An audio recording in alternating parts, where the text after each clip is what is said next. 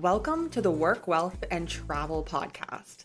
I'm your host, Nicole, and this podcast is your guide to start creating a lifestyle by design.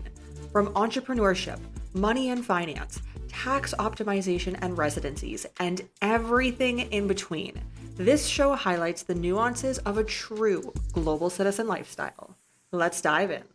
Welcome back to the podcast. And in this episode, I sit down with Hendrik from every country in the world. Now, Hendrik was one of the OGs who traveled to every single country in the entire globe and started his journey back in 2009.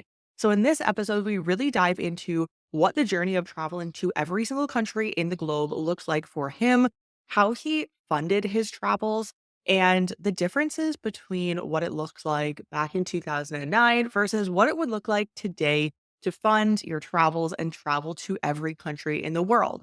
We also talk a lot about health and wellness as you're traveling the globe, as Hendrik has chronic conditions that he may potentially have gotten from his travels throughout the globe. So we really talk about healthcare systems in Western countries, in developing countries, and have a conversation around that as well. So let's dive in. My name is Henrik. I went alone to Egypt when I was 17. About 10 years later, I had visited every country in the world. As of now, I have been to around 1,500 destinations. That was not a big challenge to travel in comparison to what I have been dealing with for more than 5 years, which is chronic illness. I was bitten somewhere. In my travels, I assume many people that get Lyme disease are not aware that they have been bitten. But that has been a much, much bigger life challenge than visiting all the world's countries. And then I'm married to a Brazilian, and we are expecting a son in December. And that's some of the things that's going on in my life now, where travel don't have the same big priority as it used to be. Definitely. And I totally get that too. And I appreciate you mentioning that and sharing a little bit more about your life now in contrast to your website and your blog and really what it looks like your life used to really revolve around. So I want to dive into both of those aspects and definitely, if you're open to it, the chronic illness aspect as well, and if that arose from traveling and where that has stemmed from. But let's start at the beginning. So you were first in India, and then where did the idea to start traveling to every country in the world and then blog about it along the way, where did that come from? I don't know what I said in the beginning, but it was Egypt, not India. I traveled when I was 17, but I went to India as well twice. I also went to India early on, but the need to travel, I think, came from where I grew up. It's a very remote part of Denmark, in the northwest, and there wasn't much to do that interested me. I was not like most people. I didn't like to go out and drink alcohol. I didn't appreciate many things that people appreciated, and I was trying to find my own way in life, and travel became a great escape. It has been often in my life that I have tried to live a more normal life, but travel keeps being a great escape and keeps being so fascinating and interesting that it's hard to find anything that can compete with that. Getting married has changed things quite a bit, and I have been living longer in one place than I used to when the years I traveled. But I think it's difficult to stop traveling, and it's still very fascinating. I've been traveling actually quite a bit here in the last 2 months. I can maybe talk about that later, the reason why, but very quickly is that I went to South Africa to buy animal medication, which otherwise would be very difficult to buy as a normal human medication in Denmark. So travel for at least the last 2 or 3 years has been a lot about, let's say, medical reasons. But then at the same time, I have had some fantastic experiences as well there. But now I really have changed the subject. The beginning, escape from everyday life, I think. Escape from the life that could be expected for most people in the area I was from. That would be a short It's answer. interesting that you mentioned that actually, because I somewhat resonate with that, where I'm from a very, very small farming village in Canada, and it never really resonated with me. And even to this day, I can't really completely put a finger on why it never resonated with me. But as soon as I could get out of there, I moved to China, a city of 12 million, and I was like, this is perfect. And that was exactly what I wanted. So it sounds something similar to you. So where did you start your travels? Was there a certain part of the world? Was this planned out? Or was it just like, I'm going to go? And then from there, it became every country in the world. When I was young, I set a goal to visit 50 countries because I was too afraid of traveling to so-called dangerous countries. I think I was impacted a lot by watching a lot of crime on television and what you hear in the media. But I went to Egypt alone when I was 17, and I arrived at the airport and I didn't know how to check in, how the process would go. I think it was stressful to say the least. But I learned how to travel, how to fly, and then I went to Southeast Asia afterwards, which is a very good place to start because there are a lot of tourists already visiting, and the infrastructure is pretty good. It would have been different if I had gone to Central or West Africa in the beginning. That would not have been a good idea. I think travel is about getting used to a lot of things, and in the beginning it can be very difficult. I was robbed 4 times, Wow. 3 times in a relatively short time period, as far as I remember. Yeah, I was robbed first in Liverpool, and the second time in Brussels, and the third time was in China, and the fourth time was some years later in the Gambia. So all four could have been prevented if I had known how to travel better. So I think it's a lot about getting experience by doing things. But I've seen that a lot through my life, that what you put your time into, you get better at, and that's very simple. But if you want to get good at something, it's about spending time on it, and that's what I think I got good at traveling and learned many things was just by doing it. So funding your trip, your travels, every country in the world, what did that Hmm. look like for you? And were there iterations of how it started in the beginning and then how it looked years later, I assume, when you were closer to having traveled every country in the world? Or what did it look like in order for you to actually fund travels and experiences in every country in the world? And how long did it take you to visit every country in the world? Yeah, it was a process. So in the beginning, I would arrive somewhere without a hotel booked, and I thought the cheapest thing would be to just walk into a hotel and hear what a room would cost. At that time, I was not a picky traveler at all. I could stay in many different kind of accommodation. Um, I did a lot of couch surfing. Uh, the first period I traveled combined with cheaper hotels. Then I got to know about Priceline, name your own price, where you could often get really nice hotel for low prices. It was a system where you wouldn't know which hotel you'd be staying at until you have accepted the terms that a minimum amount of stars of a hotel and which areas of a specific destination. And then afterwards, you might get often a really nice hotel for much less than it would have cost on, I guess, any booking site. And then um, in 2009, I wrote to a hotel in Copenhagen about writing about the hotel, and I got a good discount, and that opened an idea to write to hotels.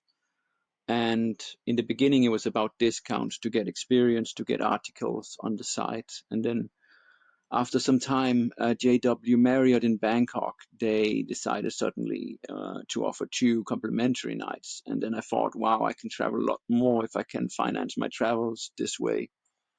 And I ended up collaborating with more than 1,000 hotels and more than 100 airlines. And that is the main reason I've been able to visit every country in the world, because a lot of countries are very expensive, and especially in Africa, with airlines and hotels, it's helped me a lot, because there might just be one great hotel or one or two great hotels in the entire country of various African countries.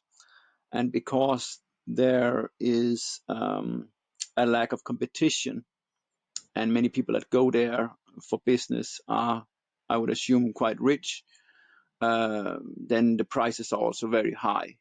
And maybe there's also an aspect of operational cost in a lot of these African countries. So you're talking about a hotel which was a similar quality in Bangkok could cost $30 or $40, but in a Central African country could probably cost 10, 15 times that price. So obviously, if you can stay in a hotel like that for free, that helps a lot comparing to have to pay yourself.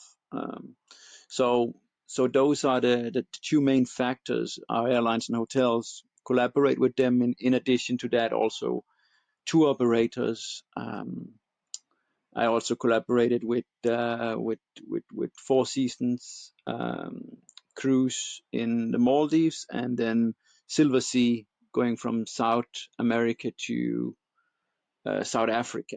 But otherwise, I didn't do much cruising. I don't enjoy being on a boat.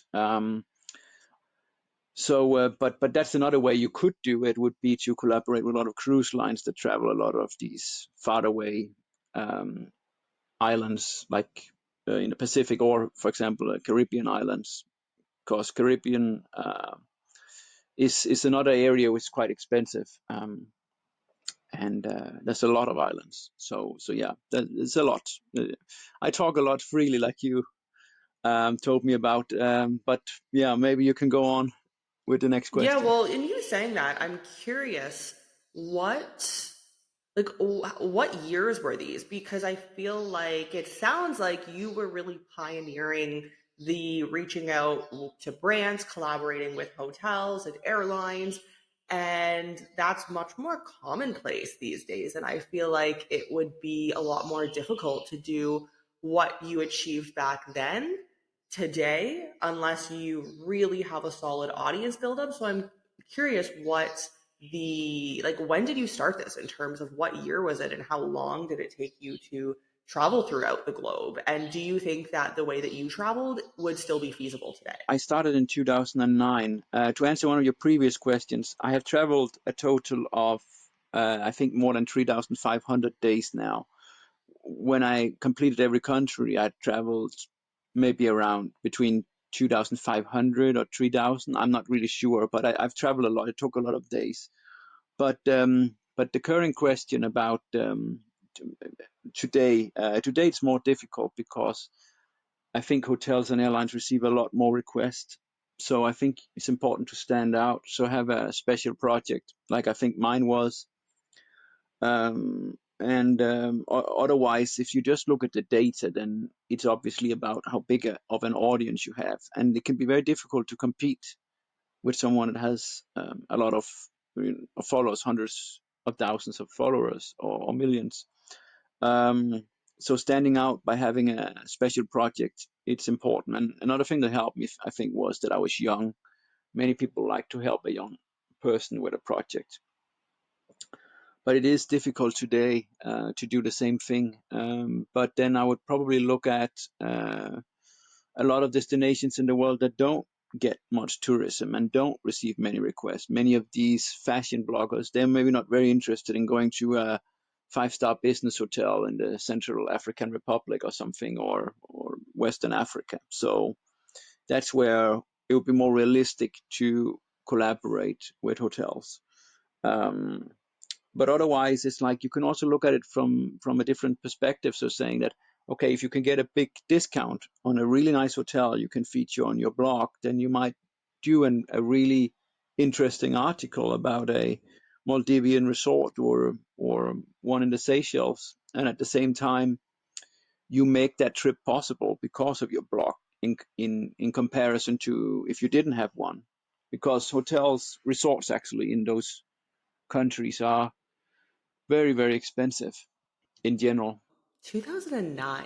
That is, I mean, I feel like it's interesting because in today's day and age with social media, it is, I'm not going to say very common, but a lot more common to travel the world and showcase your experiences. And you know what I'm talking about. Whereas in 2009, I feel like really there were very few who were doing that and living a traveling the globe lifestyle for such an extended period of time. I think that it's really innovative of you to break the mold and think a lot differently than I'm sure what you saw in your everyday life up until that point. Yeah, I feel very blessed with this. I got this idea that the first answer from a hotel, which was in Copenhagen, was positive, and it lent to this idea. Otherwise, I might never have visited every Mhm. country. So it's just by chance. Many things are just by chance. You think like in that sense, but I hope that this has been the how can I say the plan. It's been the best thing for my life, but when I think about it, I don't know because of what happened. I mean, many people could have gotten Lyme disease just, I mean, many people get in the States just living normal, I guess, everyday life there. But I was bitten by a centipede in Fiji in a private home. But I don't know if that's how I got the Lyme disease. And I don't remember ever getting bitten by a tick. So was it a good idea? Was it a fantastic thing for my life to travel? I don't know. I definitely see a lot of people that live normal life that seems to be a lot happier than I am. So in that sense, I don't know what my life would have been like if I had chosen not to go down that route. Because you say 2009, a long time ago, but for me, it doesn't feel like a long time ago. Time goes extremely fast, and life is extremely short. This was not something I knew at that time, but something that I have reflected a lot upon afterwards, and I realized that life is very, very short, and it's just, especially in the past years, it's like everything is a negotiation about your time. The time is so valuable and about what you spent your time on. And one of the things I regret in my life was when I was younger, I watched a lot of movies. I was just very passionate about watching a lot of movies, and it was just really, really a bad decision to put so much interest into that because I could have focused on working. I could have focused on projects. I could have been in a better situation. It's just that when you live, I don't know about Canada, but Denmark, many people maybe feel they're very well protected by their governments, if something happens to them health-wise. But what I learned was that when I got sick and when I was on my own and when my government the healthcare system couldn't do anything more about me, it came down to money. So a lot of people in the world that are very sick with chronic illnesses, they could have been great if they had had a lot of money. A lot of things in the world is about that. And that's just something I was not aware of when I was younger, and something I regret because I was in this complete comfort safety zone. And there's been a lot of things that could have been done differently if I didn't have this big focus about enjoyment, which is also a little bit, well, actually maybe a lot selfish, because I was thinking about how could I live my life the most enjoyable and the best way, and I thought travel always would give me a lot of that. But then if you don't think about your responsibilities and about things that can go wrong later in life, then yeah, it might not have been the best decision. But it's hard to say. It's like you can always look up there at the glass as half full or half empty, and it's just everything you spend your time on. There's like something else you say no to, and that's just interesting. But one of the things I really am surprised about is how fast time are going. It's going extremely fast. 2019, I mean, doesn't feel like that long time ago. So yeah, but things have changed a lot now. A lot of people are doing the Instagram, and they're doing a lot of collaborations compared to how it was back then. Are you looking to become a diversified global citizen? If this is a lifestyle that you're seeking to create, we can help. Whether it be multiple residencies, citizenships, bank accounts, trusts, or company formations, we operate in 30 plus of the most tax-friendly jurisdictions around the globe to get you structured properly. Head to the link in the show notes to learn more and to get your global citizen journey underway today. I appreciate you bringing up that because I completely agree. And when I first started traveling almost a decade ago, when I left Canada, it was for fun and it was for enjoyment. And of course, we all grow up, that's inevitable. And since then, it's really been less of a focus on fun and travel and more of a focus on, yes, of course, my partner and I, when we travel, we want to enjoy our lives, but there is so much more to it than just like fun and travel and being in different countries and exploring. A lot of the time, we're meeting new connections, whether it be business or personal. We are in countries for certain reasons, not just for travel. And so it's really been an iteration for us of how we want to design our lifestyle. And that looks like having to be in certain countries or having to travel in order to grow what we are working on and what we are continuing to work on, and really being a lot more intentional with where we go. I mean, I would love to go back to Southeast Asia.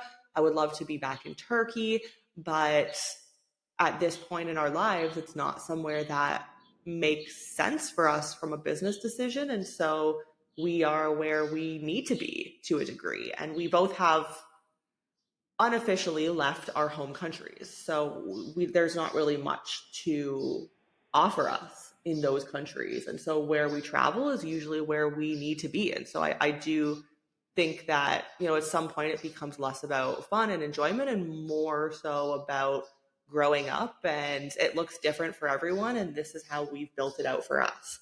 But yeah, I completely agree. And I do appreciate you bringing that into the conversation. I'm very curious. So you mentioned that your wife is Brazilian. Did you meet while you were in Brazil? How did that come about? And I guess you're both located now in Denmark. She's actually in Brazil at the moment, but I'm going to see her again on Friday. She's been down there doing a project for some time. So I haven't seen her for, I think, about 3 months now. So I really look forward to see her again. Anyway, she read an article about me after I had visited every country, and she added me on Facebook. I wrote to her and tried to convince her to, no, that didn't happen first. First happened was that I came to Brazil to meet her, and I met her for just under 2 weeks, I think. And then she was going to do a project in America, and there I tried to convince her to come to Europe. And we traveled some in Europe, and she stayed here in Denmark with me. And then I asked her in front of the Eiffel Tower, and less than a year after she added me on Facebook, we got married, and now we've been married for around so more than 4.5 years now, and we are expected to have a boy here in December. So I'm very excited about that, and that's not there's never really a good timing for these things. I think you think maybe always you are too busy for certain things, but I hope it's going to be a fantastic thing for my life. Life has been very tough since I got really sick. Well, the symptoms came out in June 2019, but I probably had infections in my body for much longer than that. But the reasons, I don't know. It's hard to tell. I was very stressed in that period when the symptoms came out. If I'd never gotten that stressed, I don't know if I would ever have gotten sick. So that's another thing about decisions you make. It's really one of the things I really recommend about travel is not to be too hectic. It's like this thing about seeing every country. I mean, many people do it with in a very short amount of time, and a lot of places they don't see for a very long time. There's been a lot of countries too where I have not gone for. Where I've gone for less than a week. And if you travel very hectic, that's another, how can I say, downside. So about travel, I think it's very important that it's enjoyable. Travel should be enjoyable. But of course, there was a woman, I think she was American, 21 years old, that visited every country like extremely fast, and I would imagine that would have been stressful at times. So, but unless you have a project, I think travel should be enjoyable. Otherwise, I think it's better to stay at home. Yeah, completely agree. So I'm curious now, let's shift the conversation, if you're okay with it, more to your disease and how that started. And I'm curious when it first started to show signs and symptoms in your body. Did you try various different Yeah. therapies throughout the globe, or did you go back home and use the Denmark healthcare system? Like, what did that look like in order to try to remedy that? I started having extreme pain in my jaws and headache in 2019, and I thought it was related to dental work. So I went to a lot of specialists, dentists, alternative therapists, things like that, but nothing seems to work. Like nothing worked for me. Sorry, and then I took the COVID vaccine in 2021, and I got much worse. It was insane. My body was absolutely horrible. I can't describe how terrible it was, and I was really bad for months. And I didn't know what to do. I was very desperate. I set up a website and I wrote Facebook posts, and suddenly someday someone wrote if nobody had thought about Borrelia, which is an infection or a co-infection, and nobody of those around 40 specialists I had gone to had been thinking about that. So I was tested and I tested positive, and I was hospitalized. I got antibiotic for around a month, but didn't seems to do much. Then I went to America for Lyme disease treatments twice, in addition to doing various things myself, or various kinds of treatments. And after that, which also didn't do much, maybe did a bit, then I was getting to look into parasites. And I went to Kazakhstan and spent around 3 weeks in a private clinic where there was a lot of fasting and a lot of tough treatments, really tough treatments. And I saw for 5 or 6 days in a row huge parasites come out of my body. And that was good to get rid of those. However, I was still not well. I think somewhat of an improvement. So after that, I started to look into other reasons, and a lot of people that are chronically ill are issues related to the mouth, to things, dental work. I had surgery done earlier this year. I had surgery. How many places was? I think it was eight different places. Maybe it was removing 4 wisdom teeth, and then I think it was 4 Nicos, which is short for very long word. I can't even remember. But I think in America there's a word cavitations maybe.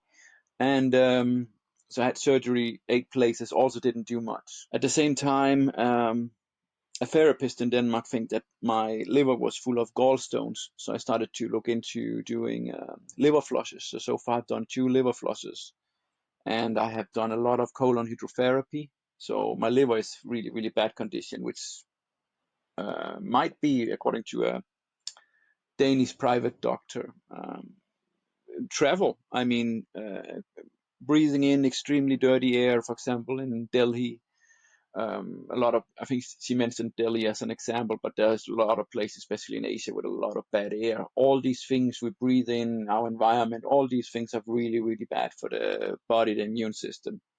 So breathing in clean air is something I highly appreciate. So there are many reasons, I think, why I got so sick as I got. If I had living a very healthy life without stress, breathing in healthy air every day, probably wouldn't have gotten so sick. At the same time, I had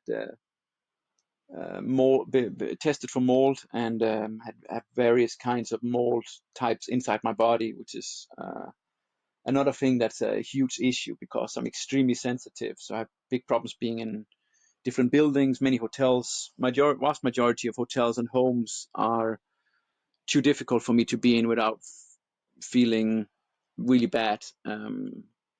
So there's been a lot of consequences, potentially because of travel, but I don't know. It's just a theory.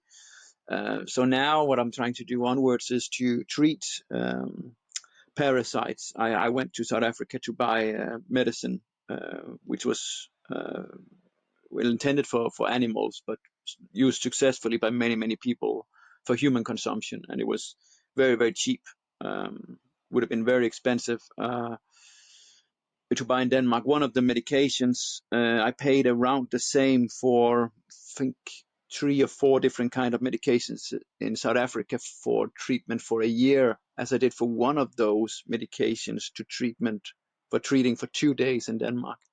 So, which is a pills for humans consumptions, the one in Denmark. So it just tells you a little bit about the difference. So why is that? I think that there's industry that is very greedy in terms of making money, because obviously this medication is the same active ingredient.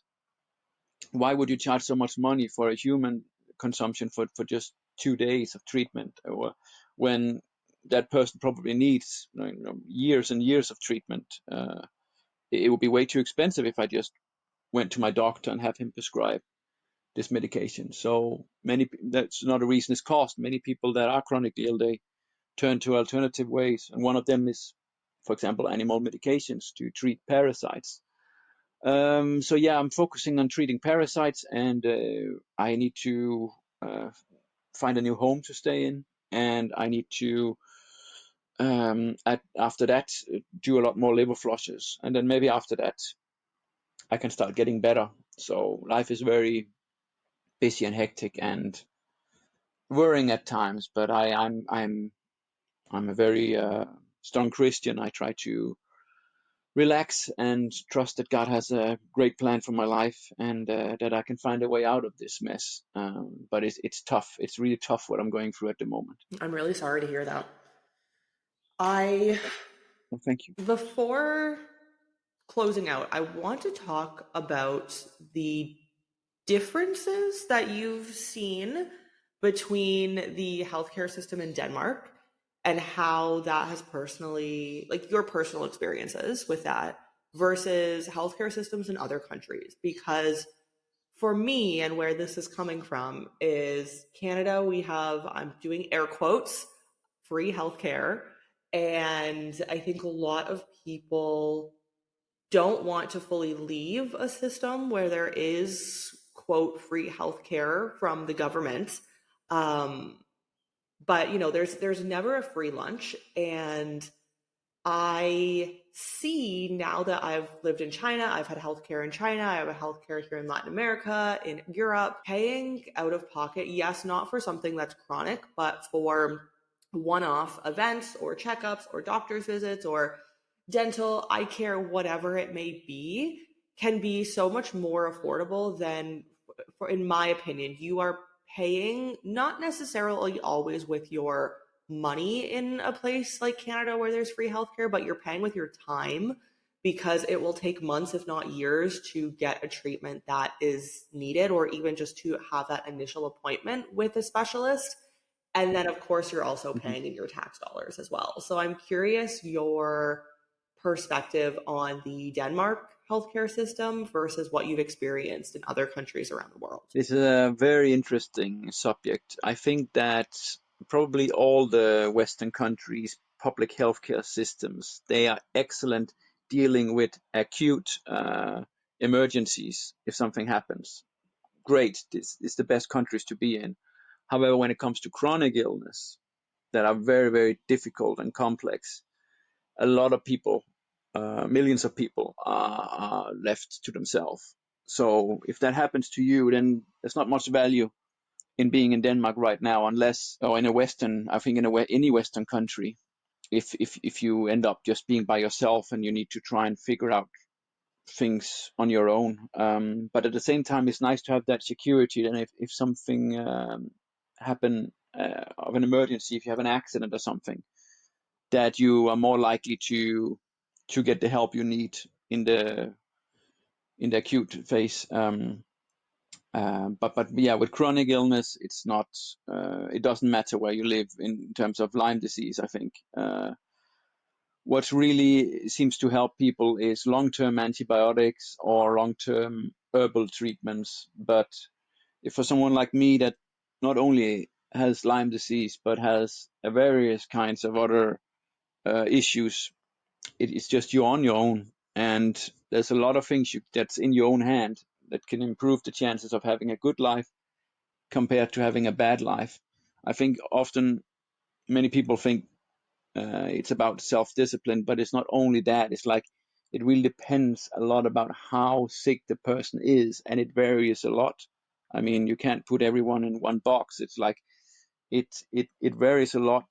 What different things that's wrong. If one person has Lyme disease, there's probably a lot of things in addition to that that is bad for the immune system for that person. So some people will have a lot of problems with mold issues, and some people might not have that. A lot of people might have gallstones, other issues in addition to the Lyme disease, and all these things, at least in Denmark, are not things you can get help with in the public healthcare system, except you can get up to a month of antibiotics. But if your infection has become chronic, then there's a lot more treatment needed. This, I think, if you ask any top Lyme doctor in the world, they would agree with me on that. I mean, that's how that's the conclusion I have based on all the research I have done, and that's very sad. That's very sad.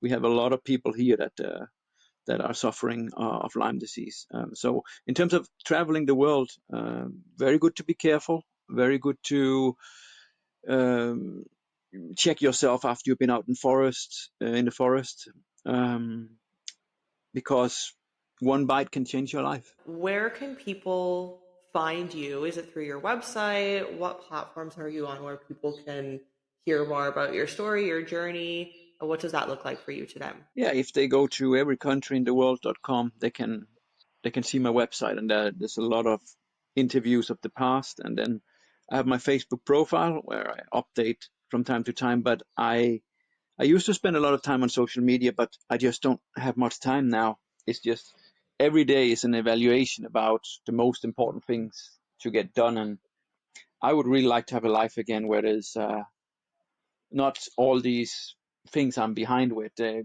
Being sick is extremely time consuming about all the things that you should do. And if I can just finish off with some really good recommendation, it is to really prioritize sleep. And when you travel, I highly recommend not move around, because the first night you sleep in a new place, I think, is rarely a good night's sleep.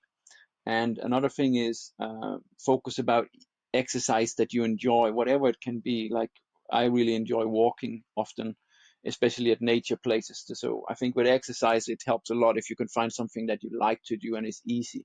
Like, I don't go to the gym. The gym is often something that would be people talk about and it would be good for you, but I don't enjoy it, so I don't do it. I like to do exercise at least that I enjoy. And then about healthy eating is just one of the best tips I can give is to try and find alternatives for all the unhealthy food. So I used to love ice cream with sugar, but sugar is a really bad thing if you have chronic illness. So one of the things I enjoy instead is date fruits. So and that's, for me, it's been a great discovery. There's many various kinds of dates, and can be, for example, in South Africa, I tried samli dates, which are fantastic. It was the first time in my life, and there's just various kinds of flavors, and it's a fantastic replacement for anything unhealthy, sugary. So I think I will never eat a bakery cake again in my life. I would never eat Ben and Jerry's, I think, again in my life. So, which are things I used to enjoy a lot. So it's just find alternatives for the unhealthy things. If those three things about the sleep, the exercise, and the diet gets right, then people are a lot less likely to get sick if they get an infection, if they get something that's really bad for the immune system, if they live in a house with mold. They're a lot less likely to get sick if the immune system is very good. So that's something I think is very important to share from someone that has been very sick for more than 5 years and have learned a lot about the body and a lot about chronic illness. So that's something I can't recommend enough, to try and focus on those three things, make that a priority in anyone's lives. And I think, too, for me, that is one of the most amazing things about travel and experiencing different places and having bases in different parts of the globe is that you don't just have to revert back to what you know, which is, a tub of Ben and Jerry's. Like, there's amazing fruits all over the globe that if you didn't leave your home country, you would probably never know of, and so many different tastes and flavors. And a lot of them can be healthy. Yes, a lot of them can be unhealthy, but a lot of them are healthy and also new. And that, in and of itself, for me, is part of the experience and the enjoyment of being somewhere new. Yeah, another great example is blueberries. Blueberries are so different depending on, I guess, when it's picked, where it's grown. Sometimes it's one of the best tasters in the whole world, and other times I barely want to eat them. So I could say the same thing about strawberries, tomatoes. They can taste in its just on their own absolutely amazing, but other times I rarely, I hardly want to eat them. So that's another thing, that some of the healthiest foods in the world can taste amazing, but if people never get to taste the best version of these things, then they might always be sticking to eating other things. Like I didn't eat blueberries, I think, for years, and now it's one of my favorite things to eat. It's just need to be the right quality, and that's something they're passionate about a lot of places in the southern Europe, and not something a lot of people I think talk about here in Denmark. In comparison, so you have all these different cultures, and in some cultures, food is a big thing, and about the different finding the best quality is a passion for, I think, for many people, and that's another thing I have learned through, I guess, because of the chronic illness, that is just about really trying to find food you enjoy, and at the same time that's healthy, and that quality varies a lot, and sometimes you need to go to various different places. Many people maybe shop in one supermarket, but for me it's difficult because some are good with this, some are good with that. So yeah, it's a lot of learning. You've just listened to the Work, Wealth, and Travel podcast. If anything from this episode resonated with you, I'd appreciate if you share this podcast on your socials. And of course, be sure to tag us at Work, Wealth, and Travel. And don't forget to leave a review on your favorite podcast platform. Thank you for joining us on this global citizen journey, and we'll see you in the next episode.